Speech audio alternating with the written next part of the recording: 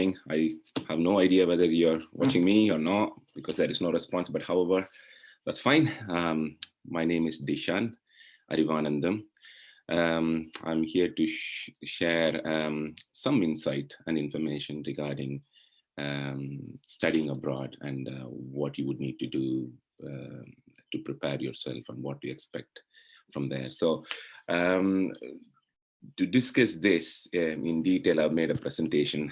So I make sure that I am covering all the points that I wish to talk to you about today. But before even we go into it,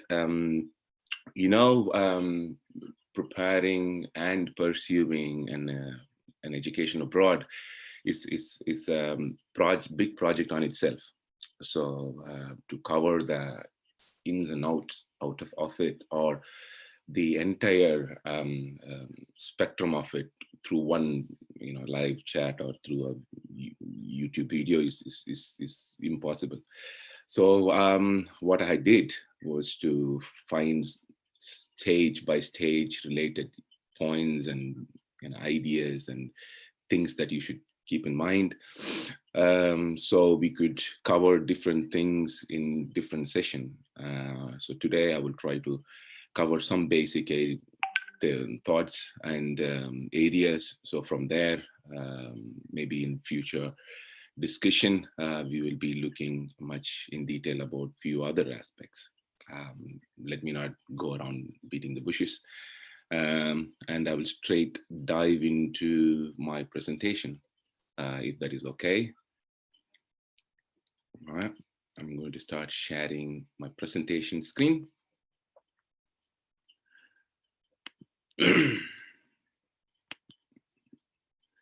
Right, so let me see if I can, yeah. So it should basically go to, just a second. Oops, I'm not able to navigate. Oh yeah, this should be my first screen, sorry. Yeah, so the discussion today is about education abroad. My name is Dishan Arivanandam. And the first thing is my introduction. So who am I? I currently work for a university of Bedfordshire as the University Academic Timetabling Officer for almost 6-7 years now. And I'm currently also a member of Board of Governors for Tennyson Road Primary School in Luton. I've been a member of Board of Governors for a few other schools previously, one of which is Wipperley Infant School in Luton. And yeah, so I also did an MBA from University of Bedfordshire. Previously, I was a lecturer for business management and human resources management courses, and also student support advisor for the same college. So I worked in few colleges, not just one college, a few colleges around Luton and London. And I was also a Vice President, Democracy and Diversity for University of Bedfordshire Students' Union. After I completed that role, I was also a member of Board of Trustees, University of Bedfordshire Students' Union. Before which I was a student, I studied my MBA in the university, and before which I was working in India as a HR professional for around 3.5 to 4 years, I guess. Yeah, this is a bit of an insight about me, and yeah, let's move on.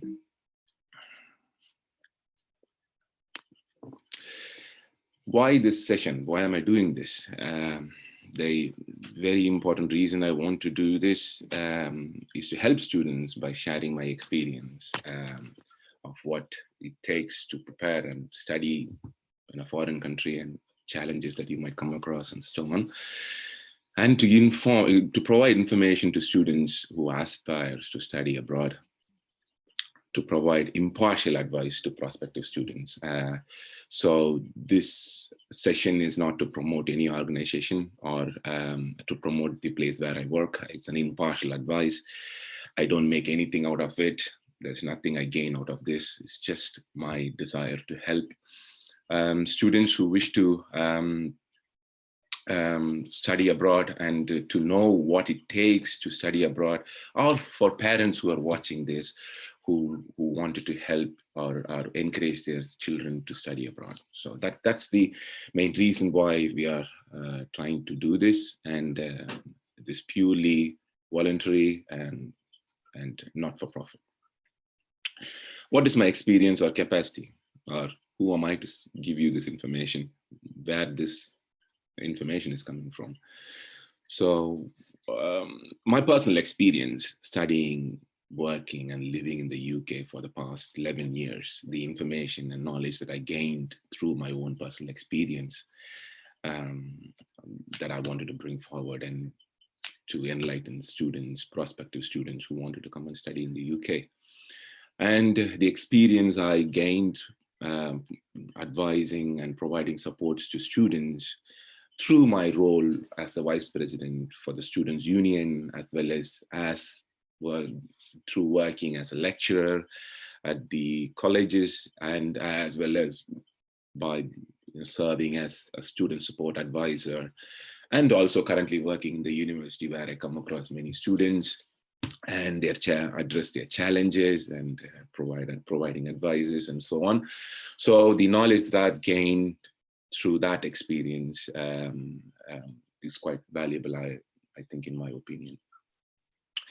And the knowledge and experience I have writing articles in various newspapers and journals. Want to highlight is a few articles that I wrote in Hindu newspaper, one of which is highlighted in the link here.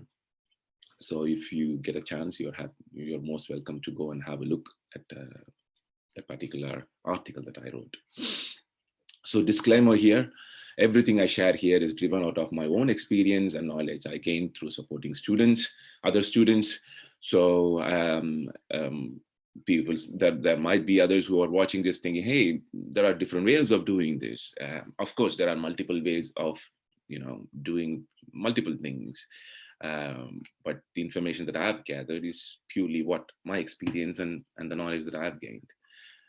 So there should be few other points that I have missed or ignored or whatever. Feel free to comment on the YouTube video, and I'm happy to incorporate it in my next video and discuss this further. You're most welcome to do that. Right, let's dive into the topic, education abroad. So first thing is you prepare to study abroad. So when do you prepare? I haven't added that as a point. So if you are ready with the list of things that you need to have before leaving abroad, so a minimum of 6 months, or if you are also preparing for your IELTS exams and you're trying to organize your paperwork and so on, I would take 1 year ahead. So if I'm thinking of joining a UK education institution by September 2021, this is the right time for me to start, or slightly delayed, but still it's okay. Yeah, September to September, of course, you have ample of time. So this is the right time for you to start thinking about various points that I'm going to talk to you about, and working towards that, and making a plan, making your plans ahead, and thinking about your loans and so on. So yeah, roughly 1 year, or if you have prepared certain things that I'm going to discuss already, maybe a 6 months tenure could give you a hand. So yeah, so what do you need to prepare to study abroad? So list of things that I have discussed here: qualification, work experience, choosing the right institution, applying for education institutions, finance, accommodation, what to carry and what not to carry, what to avoid in the UK, where to get connected. So these are all the key points that I'm going to talk to you about. So then we are going to discuss in detail about that. Okay, let's dive in. qualifications and work experience. Your qualification, what qualification you need to have before you apply for UK institutions highly depends on what courses you're applying for. For example, if you are applying for an undergraduate course, you would need to have, they call it GCSEs here, but in India, we are talking about a good grade in 12th standard and an IELTS score. But if you're applying for a postgraduate courses, some courses might expect you to have relevant undergraduate courses. For example, if you're applying for a postgraduate social work courses, you're expected to have some knowledge and qualifications related to an undergraduate or a diploma course in social work. And so on.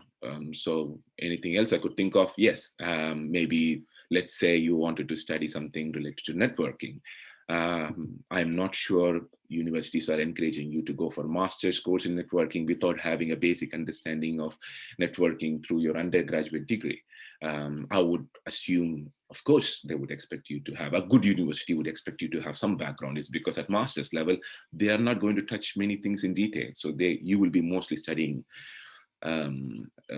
mostly investing your time in self-taught and research areas, and you will have very few lectures. So I would like to add this point.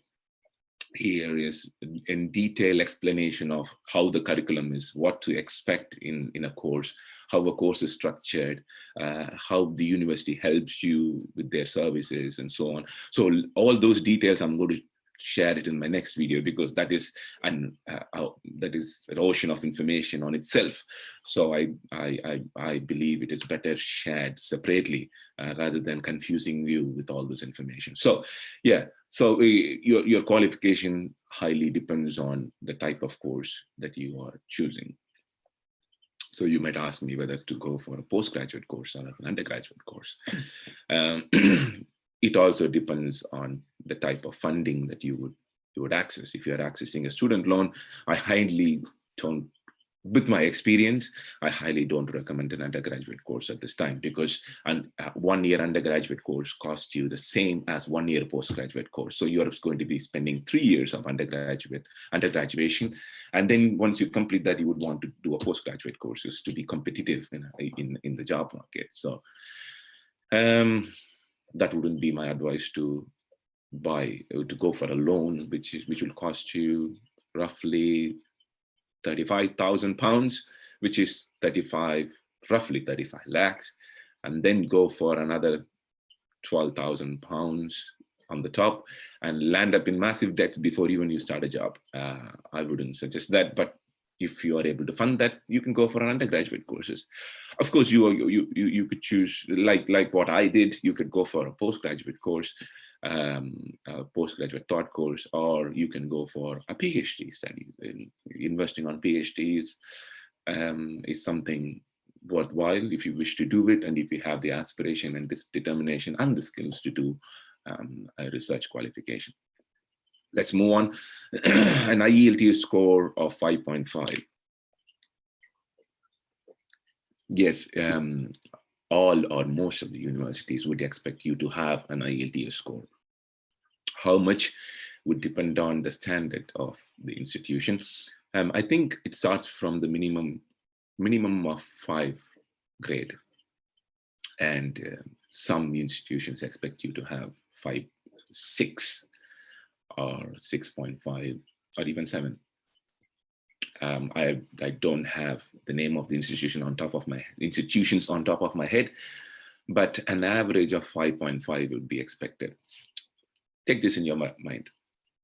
Let's say an institution says you don't need an IELTS score. You would be happy, they don't need an IELTS score, so I can go and apply for that. So that will be the exact mindset of various other students who are also trying to apply. So your class will be mostly international. So imagine you are also having other students who do not have a IELTS score studying with you, which means that their level of English, their level of experience and knowledge could be potentially comparatively lower than someone with IELTS score or someone with work experience. So I would personally choose institutions who are strictly expecting you to have IELTS score, and they're expecting at least 5.5 or 6. You could say, Dishan, oh, then it means I also have to write the exam to a level that I get 5.5 or 6. Of course, yes. That also means you will be studying with those students who have the similar caliber. You don't want to be sitting in a classroom where you're pulling the weight of other students who are not able to understand the level of English that is being spoken, or they are not competent enough to do a presentation, or competent enough to give a talk, or share their views in English. So in an environment like that, you will see and you will experience that you are slowing down because there are other students who are not able to cope up. And you will be also doing group works as a part of your assessment. So when you're doing group works, then you will have students who will be working with you. You can't choose them. So, it adds up to the snowballing effect where you will experience and you will feel that you're dragging other students along with you.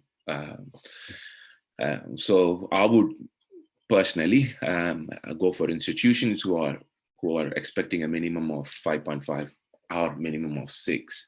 So I would make sure I equip myself and prepare myself and achieve that score, so I am sitting on par with other students who are in similar caliber.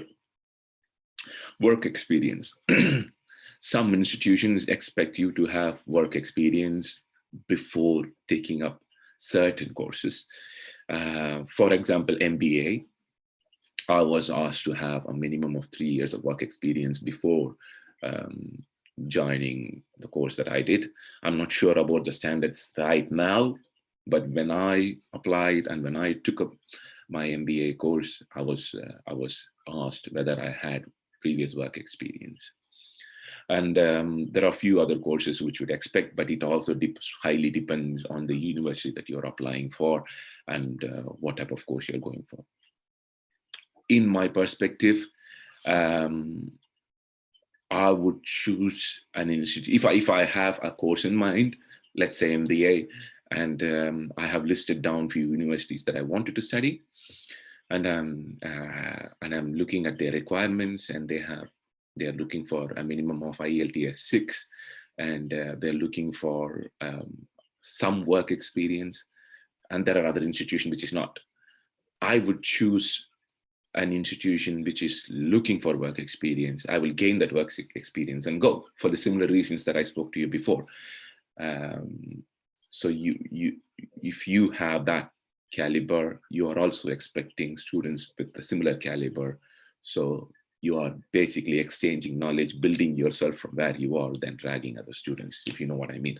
So if you look at it from that perspective, when you're spending close to 12,000 to 15,000 pounds for your education, you want to make every single pound count. So with that in mind, you want to be sitting along with a peer group which is high caliber, and you learn something out of them and they'll learn something out of you, and you all together make the most of the experience and grow together. So that should be the mindset. When you're planning for all these things. So what other things does work experience bring you? What are the things, what especially work experience gave me? This perspective, it puts you into a perspective, gives you a bit of confidence, and some understanding of work culture. So you go with that experience, so you know what they're talking about, or you have already seen that while you worked with a team or while you led a project or whatever it is, and it improves your organizational skills. I think with my experience, it is quite vital for any student to have very good organizational skills. What I mean by organizational skills is ability to manage time, ability to manage your money, ability to manage your paperwork and your education. Um, being organized in everything um, does come very handy, and I think it's quite vital because students who fail to organize things, fail to have the skill, suffer from having a broad understanding of what is expected out of them and how to distribute their overall expectation um, um, into small achievable tasks and make it time bound and achieve it periodically. So they sometimes lack that understanding. So with the blink of their eyes, they come to the assessment stage and they haven't understood what is going on, and they're assessed and they have to write assignments and do exams, and they fail because they were not prepared, or they were not engaging from the beginning. So organizational skills does come quite handy, and it's quite vital. Team working. So when you work in an organization, the first thing you would be exposed to is working with teams, and that come quite handy. You will be able to approach team working from a professional perspective. So I worked in HR environment. So when I came to the UK and I had to do group work and do presentations, I was on top of it, and I was also scoring quite well because I have done presentations at my work. I have worked with team. I have worked with challenging people. I know what it takes to work with team. I know what it takes to stick with objectives. I know what it takes to distribute a workload and make sure people achieve it, or I am being given workload and I make sure how I contribute to the team. So those are all the things, that when you work in an organization, you get all those exposure. It makes you a different person, or someone who can quickly understand, grasp things, and carry on with what you want to do. And very importantly, when you have the work experience, you make money. When you make money, you have the experience of managing with money. Many students I come across, they struggle managing money. I have seen students who gambled or who just spent all their money, and basically they were broke. They'll end up begging others for money. Or I have even tried helping a student who basically lost almost everything. He was on the streets. He was sleeping with homeless people, and he was for his food he went to soup kitchens. Soup kitchens are those kitchens which are established by a voluntary organization called Nova, and they provide food for homeless people. So when I was helping and I was serving food there, and I saw this guy queuing up, and when I saw him, I recognized him, and then I took him out for a chat, and then he explained what happened to him. He basically,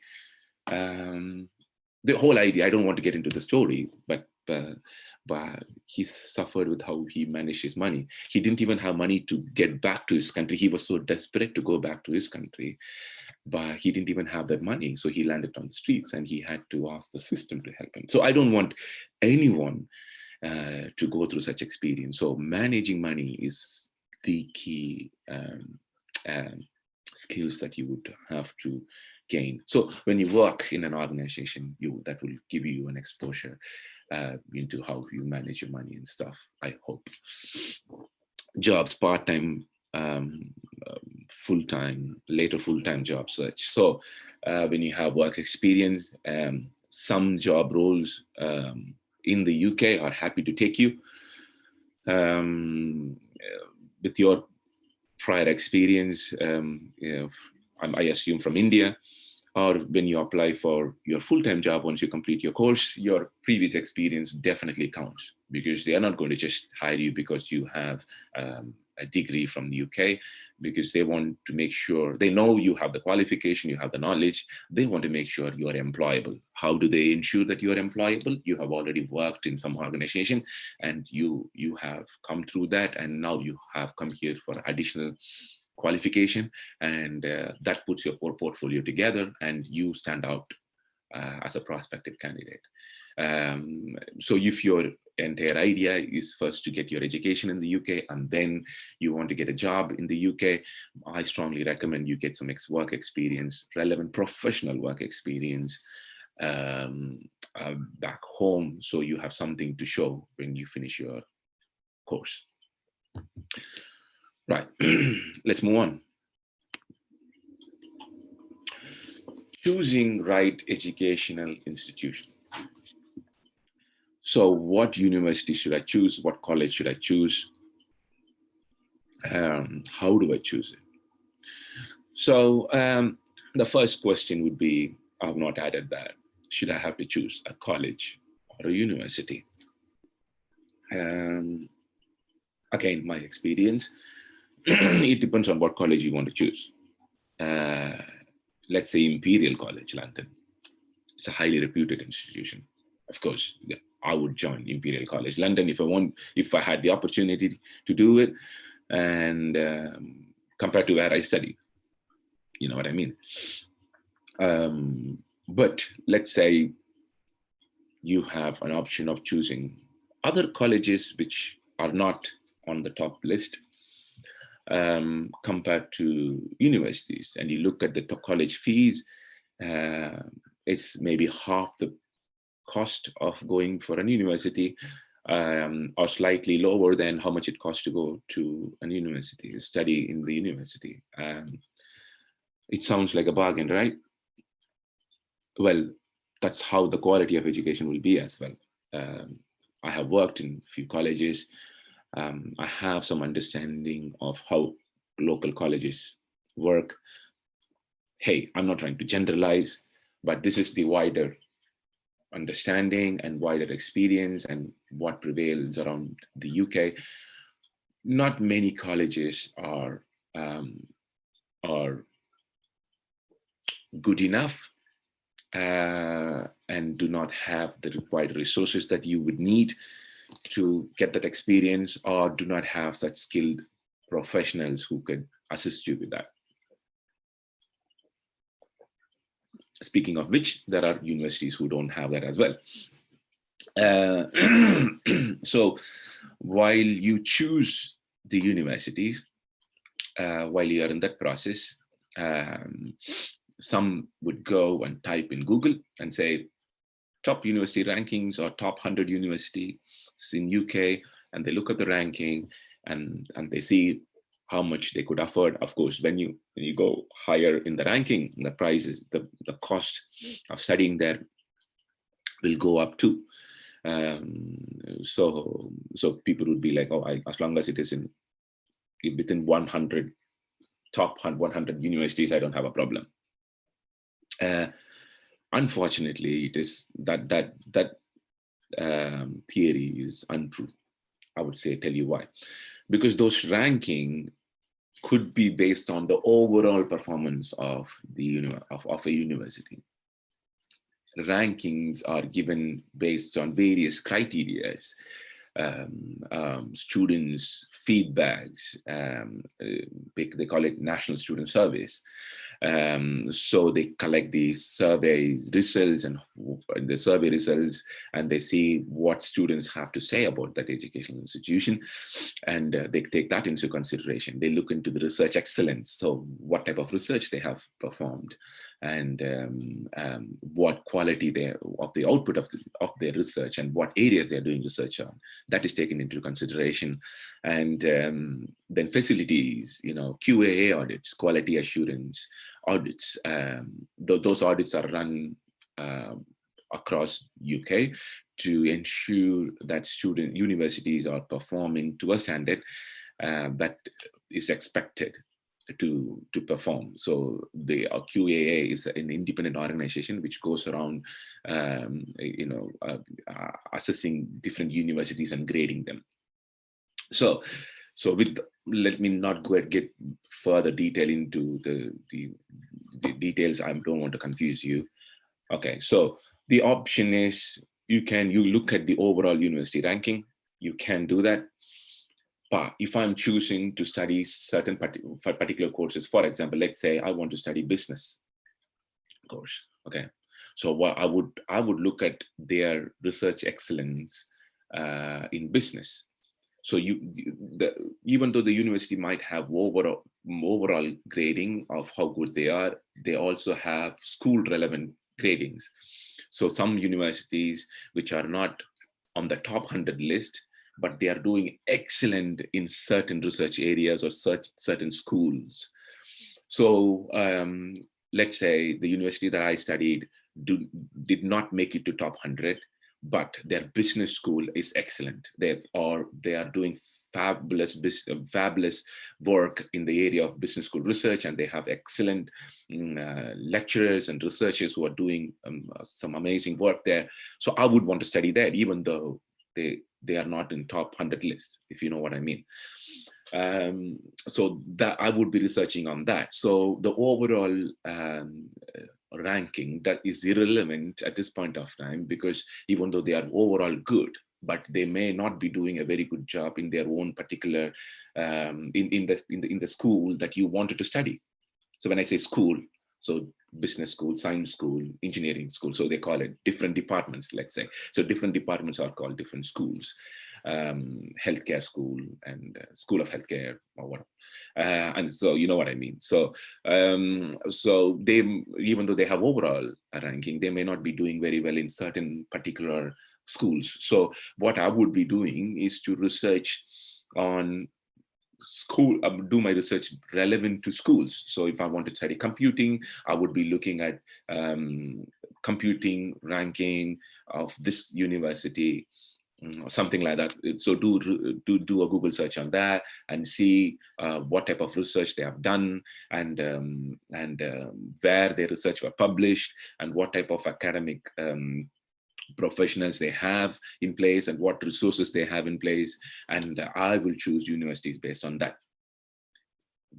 When you do that, you know what you want to study, you know what that university has to provide you, the resources and skills relevant for you to excel in that field, and you make the value of the money that you're investing, and through which they may not be on top 100, so they may not be that expensive, but they are doing an excellent job in that school, which means you may be paying slightly lesser, but you are getting more value for the money.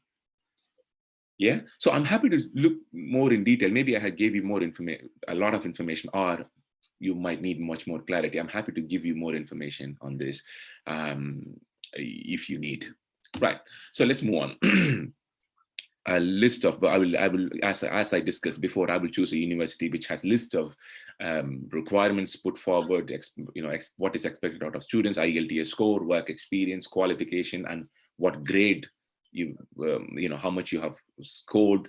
For example, some universities would say, I would expect A grade in your undergrad or in your GCSE certain level. So anyone with lesser than that grade cannot apply.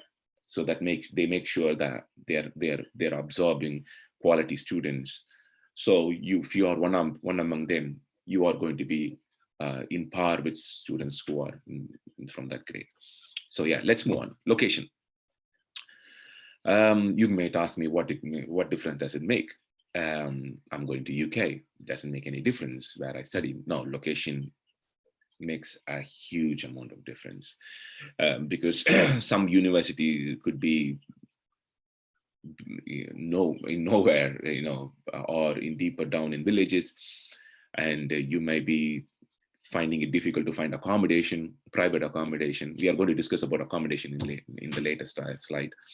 So you might be finding difficult to find accommodations. It might be so much into a village that there are not many people, there are not many jobs, so you will have to move out to look for jobs. And some places, very few places, has a bunch of close community, if you know what I mean. So they are not very immigration welcoming, if I may say that. So you don't want to get there. So you want to choose universities which are in prominent places. For example, University of Bedfordshire is right in the middle of Luton town. And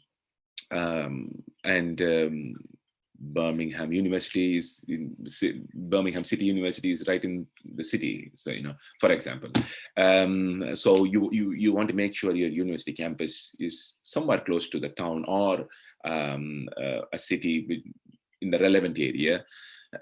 So it's easier for you to access jobs and easier for you to anywhere in the town or in the city, you will be able to get more accommodation for cheaper, because many of the low paid employees and students would want to stay close to the town, so they are able to immediately access railways, buses, or immediately get to the workplace for various shifts. So they have cheaper accommodations around in town, mostly. So I would choose. I would keep location as also a key point before choosing an institution.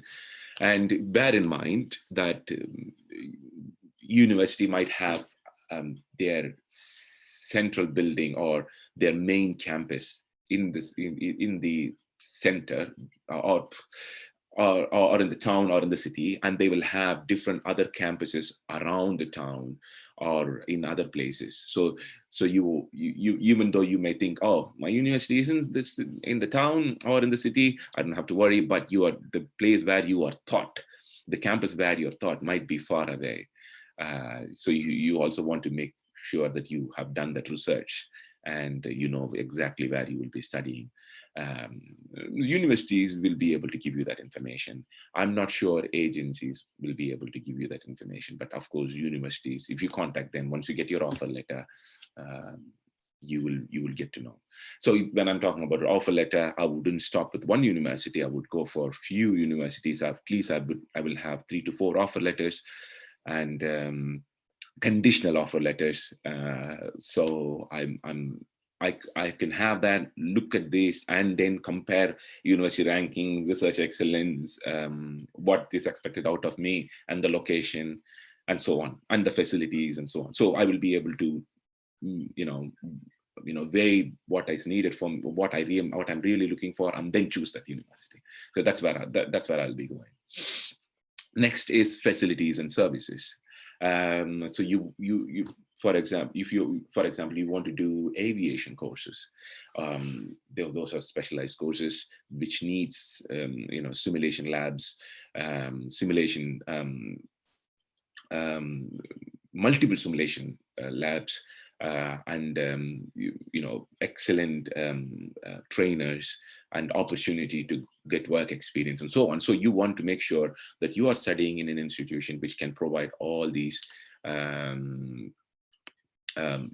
key experiences and facilities that are services that are important for you to successfully complete the course and have that exposure. If you're doing medicine related courses, a nurse course, or a professional doctor, a GP, general practitioner course, you want to make sure that they have all the facilities in place, a skill lab, a sim lab, and you get an opportunity to work in the local hospital, and your lecturers have wider experiences of working in a hospital as well as teaching experience, or quite a few years of teaching experience. So how do I know that? If you go to the university website and if you look at the faculty options. Every institution will have the faculty's information and who is teaching who, and some institution will put their photographs, and most of the institution will have a portfolio or profile of each lecturers who are teaching your course. So you will know what their work experience is, what their qualification is, and what research they have done, and so on. So I would factor that as well. Fees, I put it as a last thing, because when you are going for a student loan, or when you are thinking of self-financing, £1,000 here and there wouldn't make a huge difference. It's because you're already going to be in debt as a student. So I wouldn't make a huge, I wouldn't make a massive decision of losing some of the experiences or the exposure that I would gain for the price that I'm going to pay, because I'm going to be in debt anyway. So I'd rather have a good experience and exposure and a good university based on what are the things that I spoke about, rather than choosing a university which is slightly cheaper, where I could say 1,000 or 1,500 pounds, or maybe 2,000 pounds. I don't mind, because with that experience, I can put myself ahead of other students, other prospective candidates. So then I have a more chance of gaining that, getting that job. So I would be thinking on those terms, on looking at my choice on those perspectives. So yeah, so fees is the last bit, but fees does come into picture, but that's the last bit. Right, now you have chosen list of institutions, and you're happy to apply now. And so how do you apply? So there are various ways you could approach this. One is to, oh, I found a typo error. It is complete agents support. I typed this last night, and I should have done, in all honesty, I should have done a proofreading, but I didn't have the time. But anyway, apologies. So it's complete agent support, which means there are so many educational consultancies around India who have the open door policy. They're happy to welcome you and provide you free help and advice, and help you join the institution, as well as help you at free of cost for applying for visas and so on. How do they do it? They do it based on the commissions they get from each institution for every student. You will be surprised how much commission they get. The commission might range from 50,000 rupees per student to 2 lakhs to 2.5 lakhs, or even higher for each student. So when you approach a consultancy or an agent, don't go with the mindset that they are helping you. No, they are making more than how much service they provide to you. So you can go ask things, from a customer perspective, demand things from a customer perspective. Some agencies also provide you IELTS coaching classes. I don't know whether any agencies provide you free IELTS classes. In all honesty, if you are making a lot of money out of various institutions, you have a social responsibility and moral, ethical responsibility to provide some free support to students to prepare for IELTS. It's my view, but I don't know how their businesses actually work, and how much liabilities they have. So I wouldn't get into that. So if an agency can provide you free IELTS classes, I would go through an agency. So if you decide to go completely use an agent support, so they can provide you information of how to choose which universities to choose. Bear in mind, the list of universities they have are only those universities they have contracts with. So they don't have access to every university across UK. So when you approach them, I would speak to few agents, um, or for a start, I will do my own research, identify the universities that I want to study, and then approach agent which have an affiliation with that university if I choose to go through an agent. So what other options, what other help they can provide? They can provide you visa support. They can help you apply for student visa. If from a student, international student perspective, applying for visa is a cumbersome, laborious, uh, you know, complex task. You can make mistakes and they may reject your visa. So that fear is always there, because every time you apply, you invest some money, and if you don't get, if your paper doesn't go through, you lose that money. So you have the fear, and people use agents just to be on the safer side. And of course, preparing for a ELTS exam. So these are all the three key support agencies could, or consultancies could give you. When I applied, there was an agent who, there was a marketing officer, not an agent, marketing officer from the university which I applied, came down to Chennai and spoke to us. Was the discussion helpful? No. Did he promise me too much? Yes, he promised me too much than what he could give me. But why does that matter? Why it matters is it gives you a sense of confidence. It puts a face to the institution. So rather than applying to an institution which is far above the sky, I don't know where it is, you are speaking to a person from that institution. So you can ask him some key questions about their facilities, their services, and what to expect and what not to expect. Of course, he is a marketing guy from that university. He's going to speak high of that university. You have to take it as a pinch of salt. By which I mean, keep back in the back of your mind that he is there to market his university, not to give you an impartial support.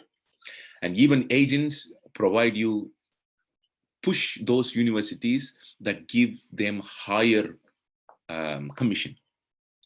Please bear in mind. So agencies are not going to provide you impartial support. Firstly, they don't have tie-ups with all the institutions. They are only going to project those institutions which they have the agreement with, and they will try to push those institutions which give them higher commissions, and they don't care about students' experience. They don't care about where you land. Once you paid your tuition fee, they have made their money. They will say goodbye to you, and they will mind their own business. It's a business, so we need to approach it from that perspective. Okay, so the other option, how you can apply, is you can apply yourself, self-application. I would, if I have the opportunity to do it now, I would do it myself because I know how it is done. Or if I have not done it before, I'm happy to gather information from wider audiences, like you're listening to a talk right now and you are gathering some inputs. Like that, you can get information from various other sources. So if you apply yourself, you can approach the university and say, hey, I need a better deal. They will be happy to give you, because they're going to pay £1,000 or £2,000 to the agent. They are extra, additional to the discounts that they would give you.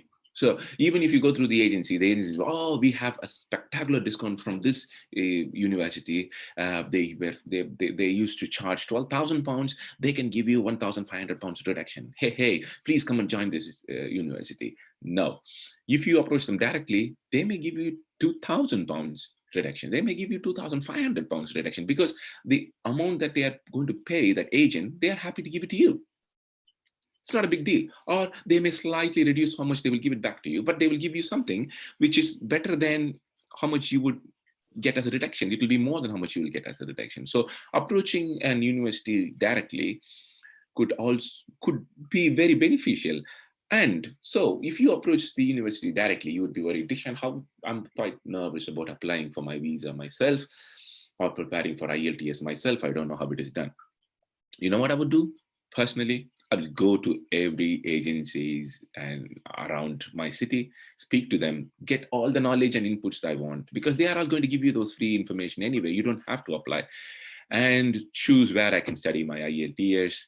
And I would go back to that any agency that I want, only for applying for visa. And if they are happy to charge, if they are charging you some money, I would pay that.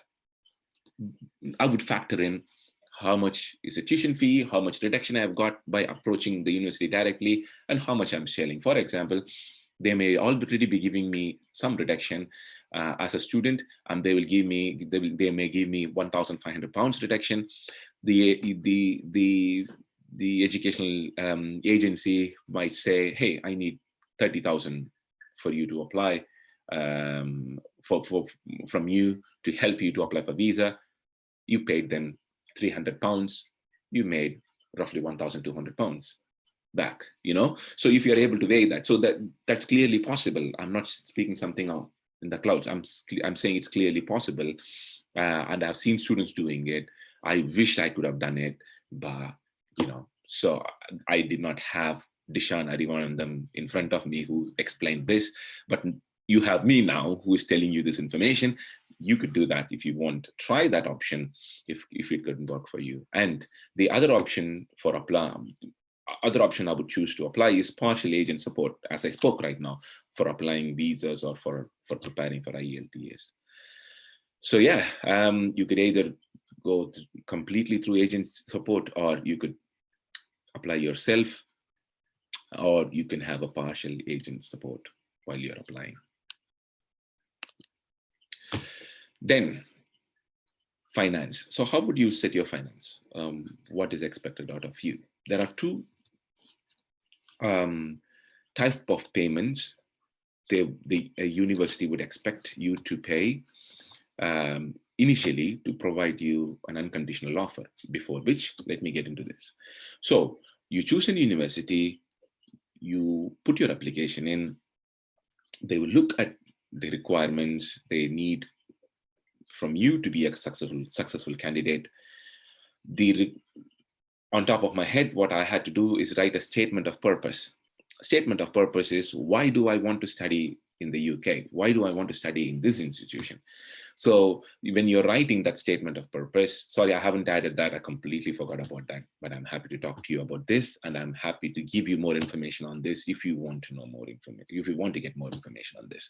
Yeah, so when you're applying, they would ask you to submit your application. They may ask you to give them your qualifications, certificates, and passports and copies and And along with that, they would expect you to submit a statement of purpose.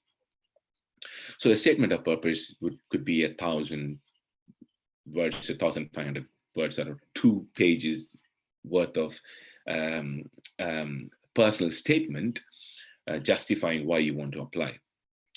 Depends on the institution. They would expect quality, writing. So through that, what they're trying to assess through that is, number one, they're trying to see how good your English is, how well you're able to put your thoughts into words and into sentences.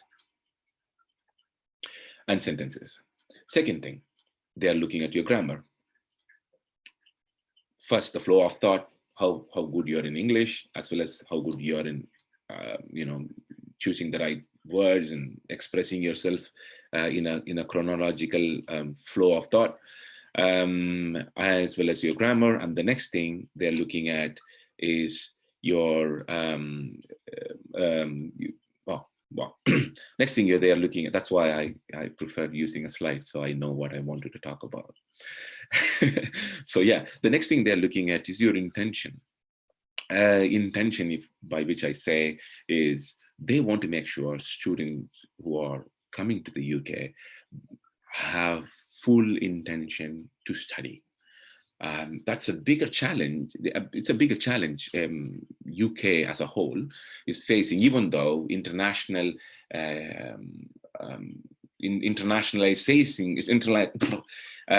having international students is one of their key income, but the bigger problem is students don't come to UK just with the mindset to study and gain the qualification. But of course, you want to get a job. They are aware of that. They will want to get a job after that.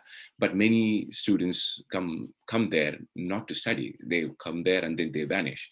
So they're facing serious immigration law violations and so on. So they want, through your statement of purpose, they want to make sure that your objective for applying is to study, and you are taking your education seriously, and you want to make the best of the experience that you're gaining. So that's the second thing. And the third thing they want to see is that what research you have done based about their institution. For example, you need to justify why you chose that university.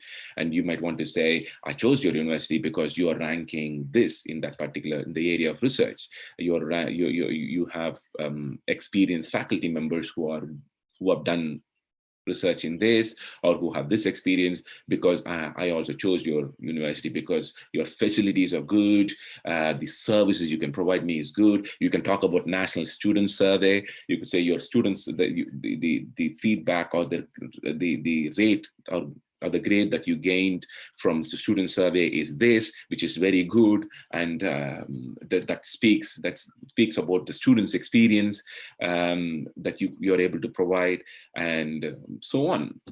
Or you can talk about QAA, gradings. You could say the QAA grading is this, so that says your university is good, and that's why. So they know that you have done some research. So that is feeding their expectation that you have done some research about their institution, because your major desire to come to the UK is to study. So it connects everything together. So you have the right skills, you have the right intention, and you have done your background research. So putting this together, you are a perfect candidate. So that is what you would write on statement of purpose, or personal statement. If you want me to give you more information on that, I'm happy to maybe write a sample statement. If I have the time, father of 2 little children, and 24 hours is not enough for me anyways. So I could try. If someone is asking for that, I could try, bearing in mind time permits. So finance, you could either pay full fee or part fee. So once you submit your statement of purpose, and they are happy with your application, they send you a conditional offer. First is a conditional offer. So once you get your conditional offer, you can get conditional offer from few other universities, decide one university where you want to go, and then you pay an initial payment. Your initial payment could be most likely will be a part of the tuition fee, and once you pay that, they will send you an unconditional offer. So once you receive the unconditional offer, that's there ready, and they will send you COS letter with the COS reference, I guess. Sorry, not COS, CAS. COS is for something else. CAS letter. The CAS letter will have a CAS reference number. The CAS reference number is a reference number a university gives you that justifies that the university is happy to accept you as a student. So that reference number is given by the UKVI to the university. So they have a bunch of reference numbers. They give you that reference number, one of those reference numbers to you. When you're applying for visa, you put that reference number and attach the CAS letter, attach the unconditional offer letter, and all your information, and submit it to the visa department. Okay, so that's how it happens. So you may either pay part payment or full payment. But once you land there and you get into your induction sessions and student welcome week and inductions and registration sessions, and during registration, they would ask you whether you want to pay your full fee or your part fee. Some students choose to only pay half of the tuition fee and then start their course, and they hope to earn the rest of the half while they're studying. Some students, or most students, would pay their full tuition fee at their registration. Job done, fees are paid. Now I can focus on my education. And if I manage to get a part-time job, I could use that money for my living. Living is very expensive in the UK or any other foreign country for that matter.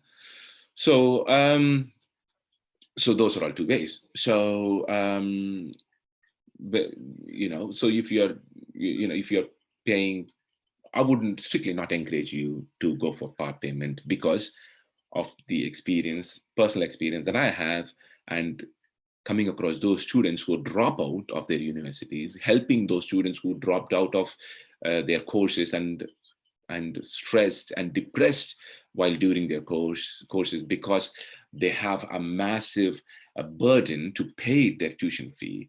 Universities could be quite strict when it comes to tuition fee. They would be ruthless to students if you don't pay student tuition fee on time.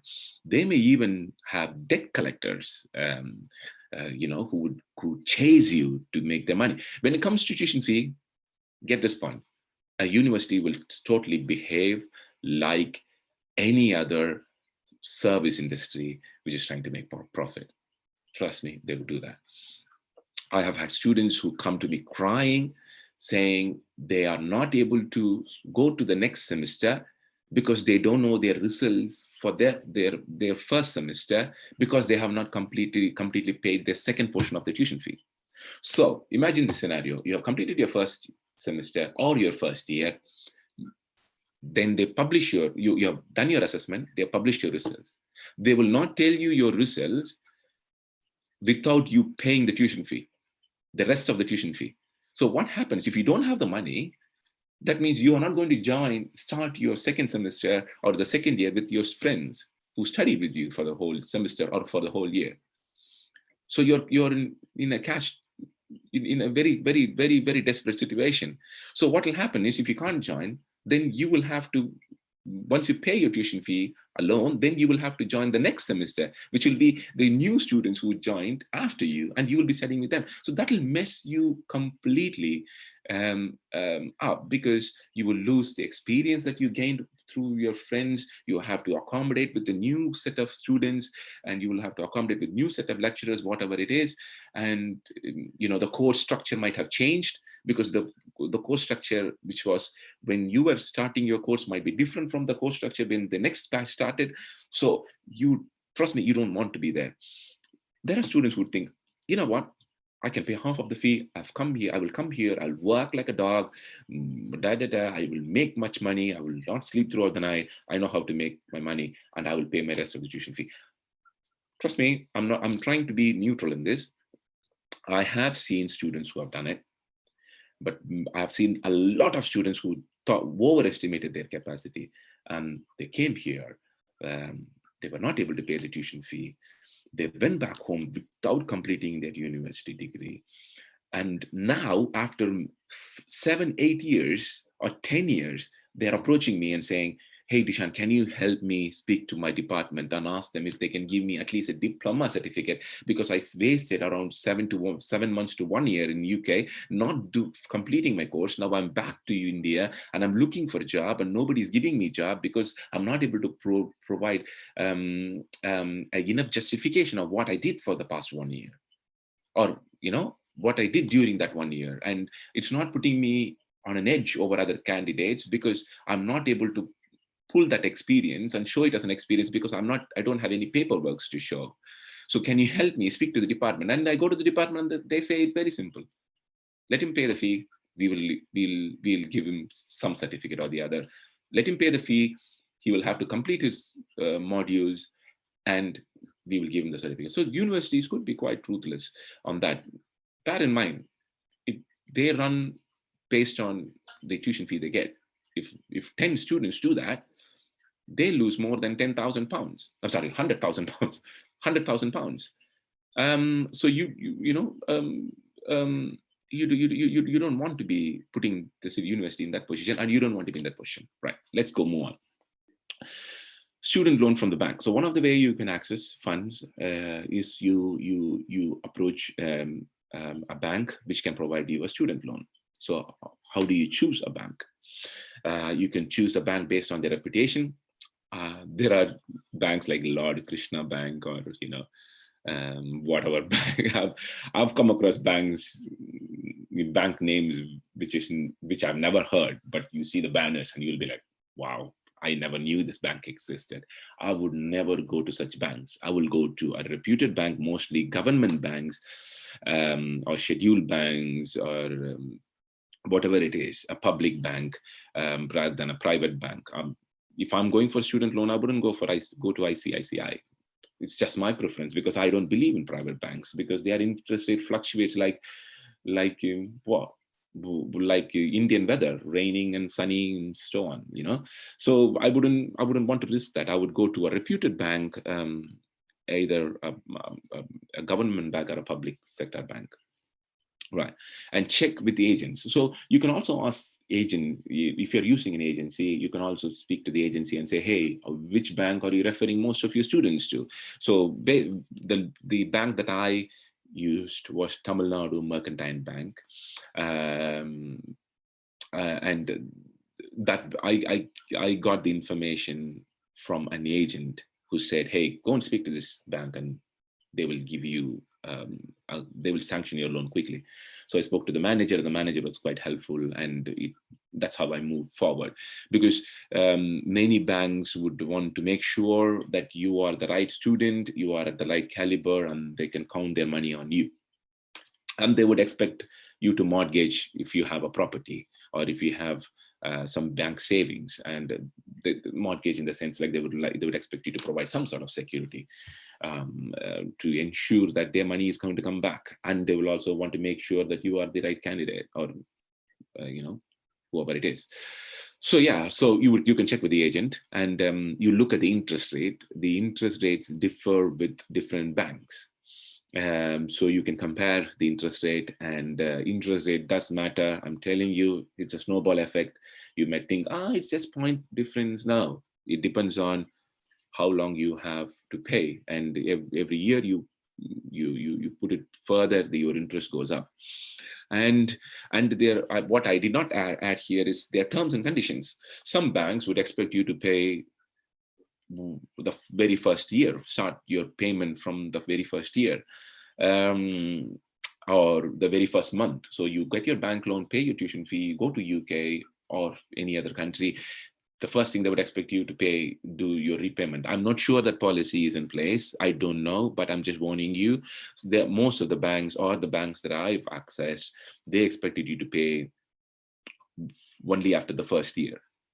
Yeah, but keep in mind, I'm quite clever with that. I was quite clever with that.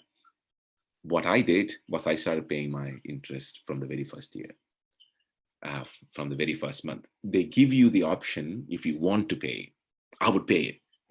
I would at least pay the interest. Yeah, because I will tell you why. So how you manage your money and all, I'm happy to discuss about that later, because that's another big topic on it in itself. So anyway, so you want to look into the terms and conditions and make sure that they give you sufficient time to make your payments, and their interest rates are good. And the number of years they allow you to make payments also differs with different banks.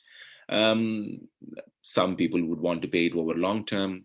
Trust me, it's easier to pay it in a short duration.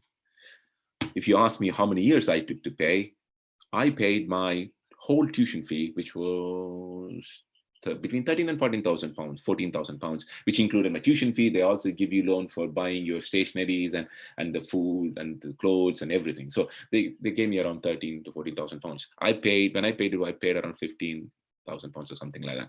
So I paid the whole tuition fee, my whole bank loan, in 3 years. That's including my 1 year of education, because I started paying my interest from the very first year. I'm happy to discuss in detail how I did it and what steps I took and how I managed to approach that and so on. So some of the skills that I used came from my work experience of managing budgets, managing people, and managing my money and so on. I was raised with the awareness that I have to be very careful with my money and be stingy at certain things and not stingy at certain things and so on. Yeah. So, so I would use interest rates, yeah, and current currency exchange rates. So what happens is once the bank approves your loan, then you will have to take the money out in pounds, or if you're moving to America, in dollars. So some different banks have different different exchange rates. I don't know banks allow you to move their money to different banks to access better exchange rates. I'm not sure. It does, approaching it from a common sense perspective, I don't think they would let you do that. So I would factor that in as well. Some banks have higher interest rates, higher exchange rates. So, you would lose money in that. For every pound, you may lose 20-30 rupees or 40 rupees or something like that. So imagine if you're talking in terms of 15 lakhs, you're going to lose quite a considerable chunk of money. So you want to factor that in as well. So you also want to look at banks which have already provided student loans for other students who have experiences of providing supporting students on the stream of business. So they know what they're talking to you about, and you have students who are happy with them, so you can go to them. The last point is avoid private bank loans, private loans, not just private banking loans. When I was applying, there were other private agencies which said, hey, I can provide you loan for this much, I can provide you loan for that much. And they would also expect you to show some money in your bank. Sorry, I missed that point. So when you're applying for visa, they would expect you to show some money in their bank, and they would say, hey, I'm this agent and I can give you a student loan and so on. People, what they do, mostly desperate students, they apply for various banks and they don't get student loan. So what they do, they don't have the money. This guy stands with a nice tie and smiling face, happy to give you a loan. And you say yes. And their interest rates are horrible. They make more money by taking over your mortgage or your security. That's how they make it. Okay, so you paying back your loan has little differences to their profit. So they make their money by actually taking over your security. So how they're ruthless. Now that's the reason I would not go to private banks, or I would access, under no circumstances I would access private loans.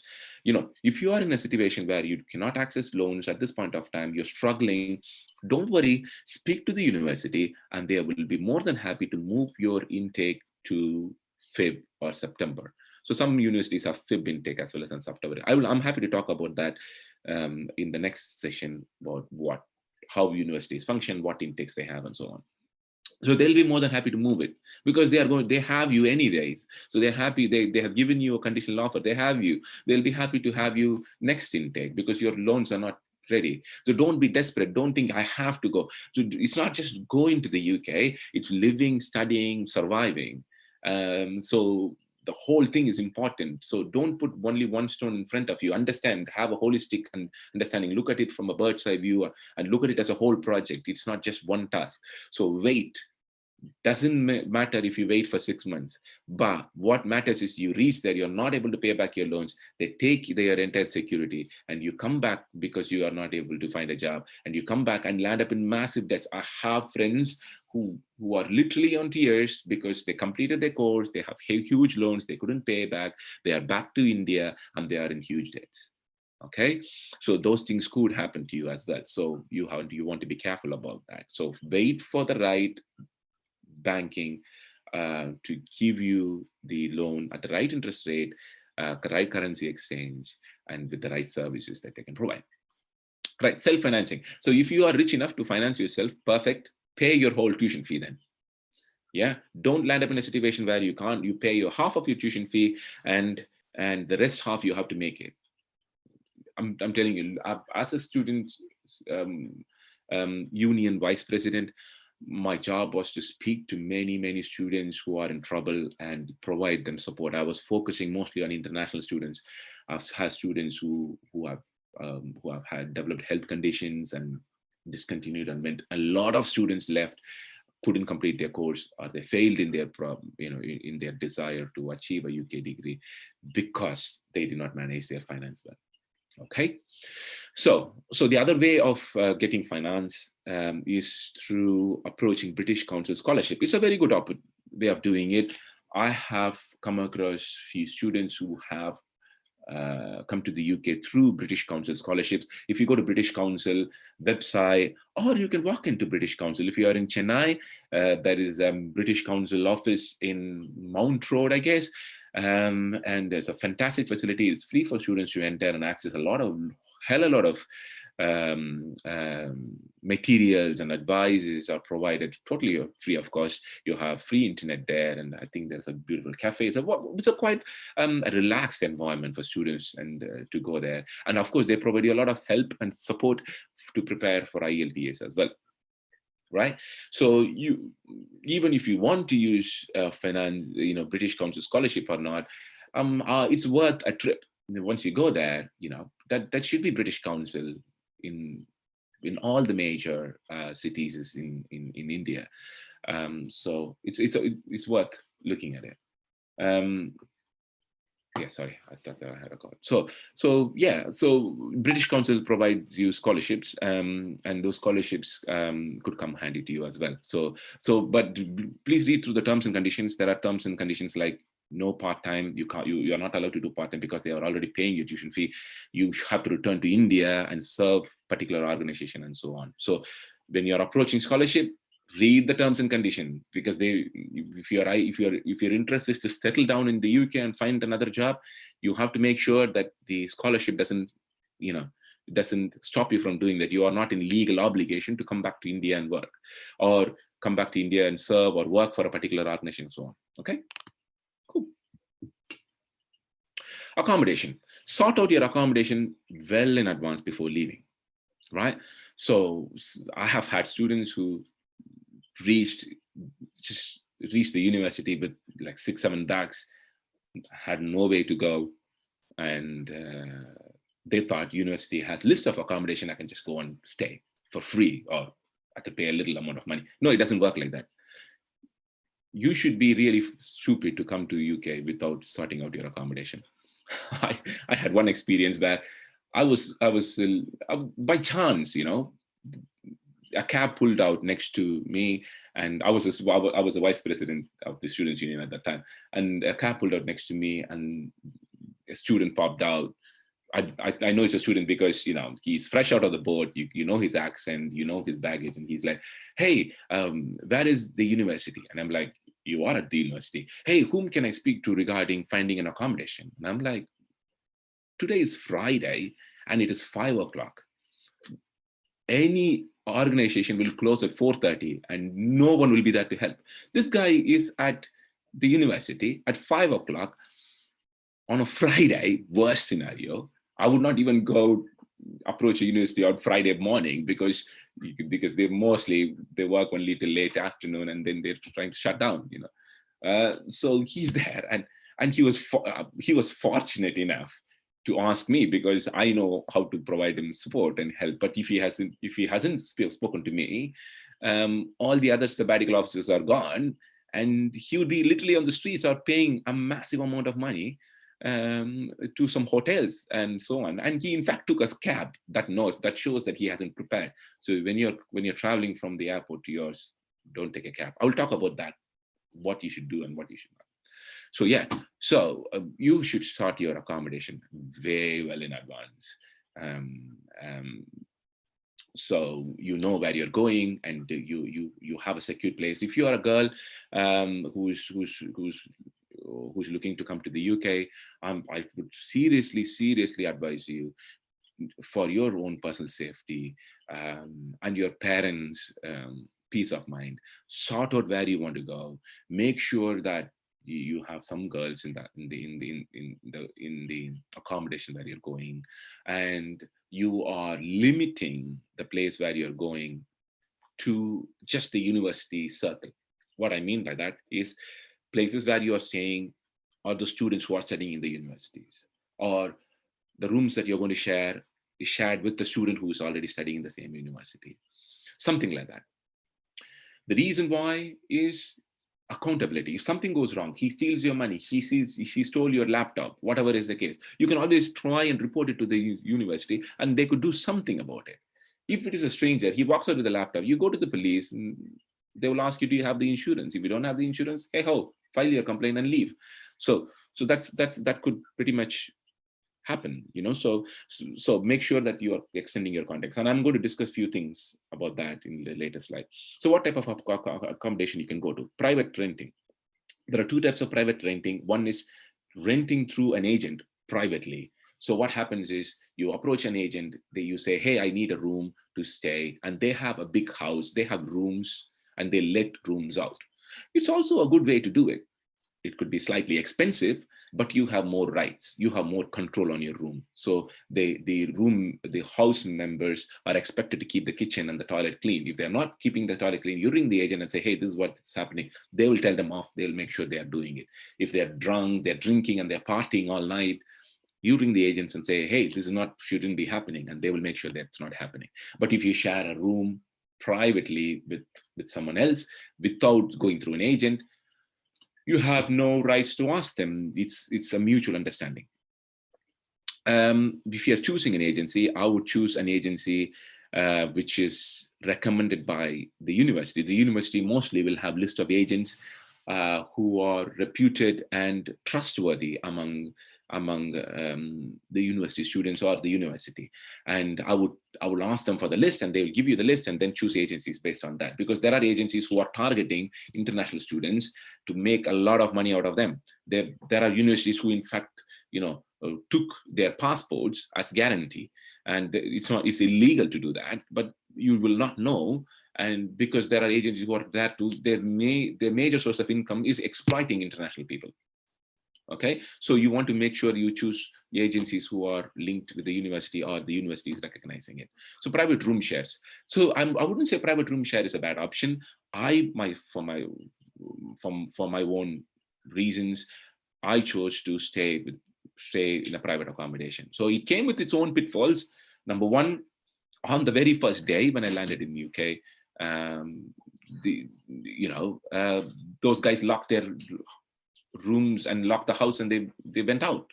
So for the whole day, I stood out in the cold during February. You don't want to be waiting outside if you are fresh from India for many hours outside, because you will freeze, literally.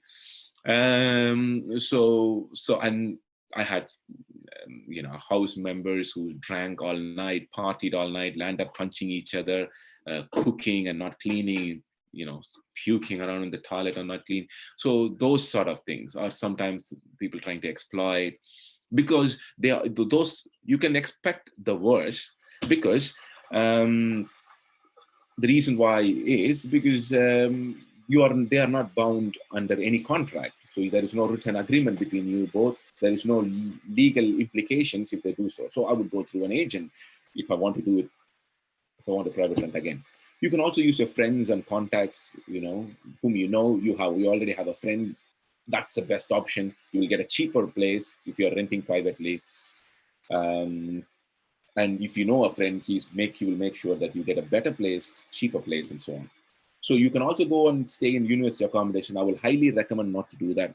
Sorry to say that, because I'm here. I'm not trying to promote any organization here. I'm coming here. I'm giving you advice as an independent person, out of my own desire to help. The reason why I wouldn't go to university accommodation is they're expensive.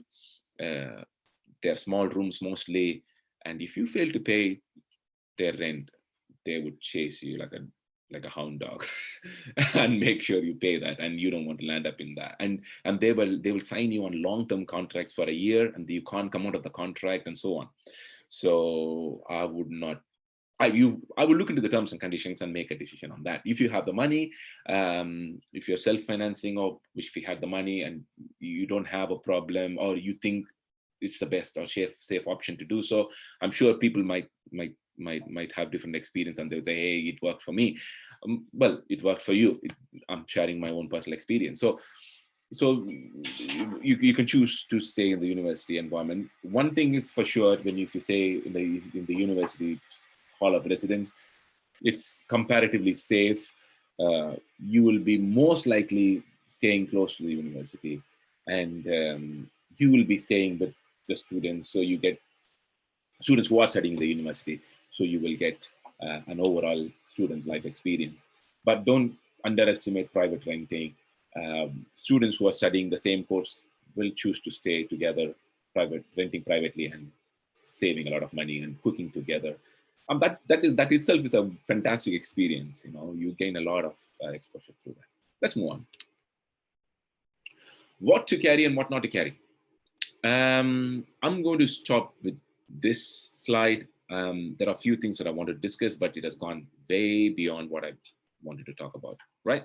So what to carry and what not to carry. I would carry sufficient money for 6 months. I would carry a decent laptop. I will carry some clothes. I would not worry too much about clothes. I bought a lot of clothes. I spent a lot of money on winter clothes. And once I landed, I was totally out of fashion. I was wearing ridiculously looking jackets, which is totally out of fashion, to be honest. So there are charity shops here where you can access very good quality second-hand clothes, or you could go and buy some affordable clothes. Clothes are comparatively cheaper in UK than in India. Trust me, you can get good quality clothes in the UK. So I would carry one pair of each, clothes, whatever you want to carry. Food, if you're very specific about certain food, spices, if you're specific about spices, I would carry some spices. I would carry some Maggie packs. I carried some Maggie packs because initially I was not willing to do a lot of cooking. I was trying to settle down, so I carried some. So pickles, food mixes, and so on. Kitchen equipments, kettles, and I would advise cookers, but it depends on where you want to stay. So if you have a friend who already has a cooker, I wouldn't go there. I wouldn't bother carrying cooker. If they already have a kettle, I wouldn't bother carrying kettle. So it depends on where you want to stay. If you don't have that, I will carry kettles and cookers, okay? Because cookers will come quite handy while you're preparing rice, while preparing gravies, and so on. But if you know how to cook without a cooker, it's perfect. And if you have any long-term health condition, definitely prescription. And I will also carry a doctor's letter explaining your health condition. So when you're registering with a local health center, your GP surgery, they call it GP surgery, general practitioner surgery, I would definitely do that. I would definitely provide that report. So what not to carry? A lot of stationaries, it's been 11 years since I moved to UK. I have loads of stationaries that are left that I carried when I was a student. Unnecessary stationery. I carried a bunch of pens. No, not needed. I carried stapler pins, staplers, a lot of rubbers. No, I carry a lot of pencils. No, those are all not needed. Papers, pens. No. So those stationeries you can get locally for very cheap. For £1, you can get it. So there are pound shops you can get it. So don't carry, because I know your how much you can carry is very limited. I wouldn't carry SIM cards. You can come to the UK and get your own SIM cards, right? So, what to avoid and where to get connected. So these two areas I will be discussing in my next session. And I'm also going to discuss few other information about, what to expect from your university, how to prepare yourself for your studies, and how is the university system there, what is living in the UK, how to access part-time jobs, how you can prepare for full-time jobs, and much more interesting ideas. I will try my best to cover as much as I can. I thought I will do this within an hour, but it's been close to 1.5 hours, half hours now. And thank you so much for your time. And it's fabulous connecting with you. But especially at this strange times during COVID, I wish and I pray you all remain safe and your family is safe and you are in good health. Thank you so much for your time. You take care. Thanks. Thanks, Dishon. It was very, very, very informative session, and you shared your real life experience. And I'm sure that people whoever listened here, whoever joined here, or whoever is watching in YouTube or people who are going to watch in YouTube, they'll be really happy because of such a detailed information to the granules level. Thank you. I'm really appreciating you for this effort which you took in the couple of days to prepare this presentation, how this need to go forward. And I know it's too early. I know you asked me to schedule a little late, but on a Saturday evening it will be very difficult even in India time. That's why I pushed you hard, and you ensure that you are catching up early in the morning for you. And I'm really thankful for your support. And no words to explain at this moment. Going forward, we'll continue with this session with a better timings and with Yeah, thank you a very much, Rajesh. And larger quality. I totally appreciate your initiative. And I think through this platform, I will be able to help as many students as possible, and help them to make sound decisions. And I totally appreciate your initiative as well. And thanks for inviting me. And yeah, we will keep this rolling and see how far we could reach as many students as possible and help them save money and make the right decision, and stay safe. That's the idea.